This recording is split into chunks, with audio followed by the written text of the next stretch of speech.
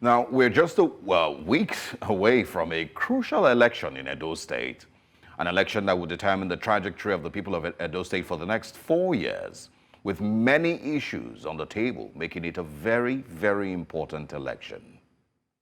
But now, currently, there are three frontline candidates: the Olumide Akpata of the Labour Party, Aso Ighodalo of the PDP, and of course, Monday Okpebholo of the APC.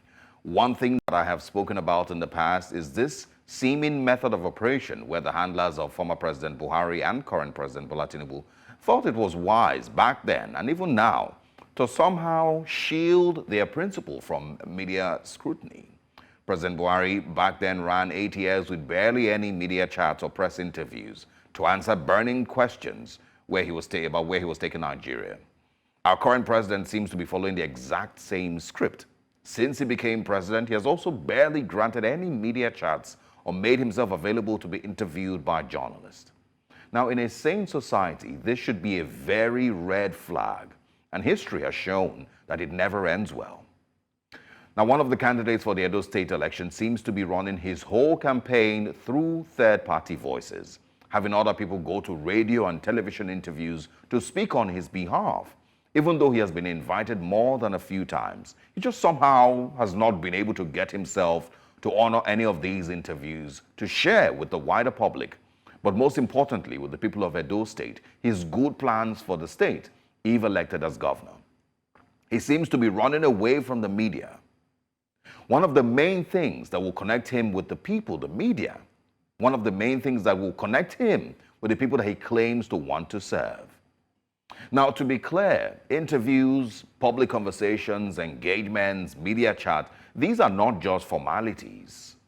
They are the foundation of any healthy democracy, because not only does it give the people a chance to hear you break down your plans bit by bit for them, it also shows that you value the people whose votes you seek and you are open to public scrutiny as a leader.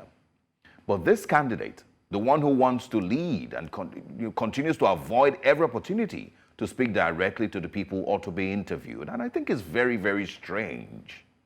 It tells a very important point that that very candidate doesn't respect you, the voter, enough, and he's audacious enough to believe that he can run a whole campaign without press interviews and still have you vote for him.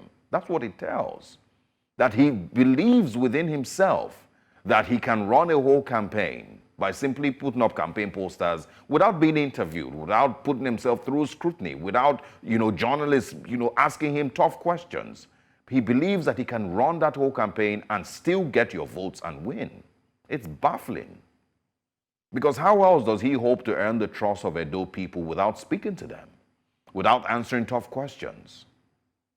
I have always argued that a person who doesn't make himself available for media chats or scrutiny doesn't deserve one single vote, because he or she hasn't shown that they are open to being held accountable or knowledgeable enough about their plans.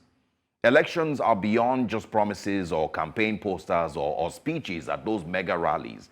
They're about dialogue, they're about engagement and accountability. So for a candidate to consistently dodge interviews, it's not just bad optics, it is bad for democracy. And so to those around that particular candidate, how do you hope to win the hearts and votes of the millions of Edo indigents when your candidate refuses to grant media interviews? It is again my opinion that any candidate in an election in Nigeria that isn't open to interviews and dialogue with the media, with those who he or she hopes to lead, isn't deserving of one single vote. Good morning, Nigerians.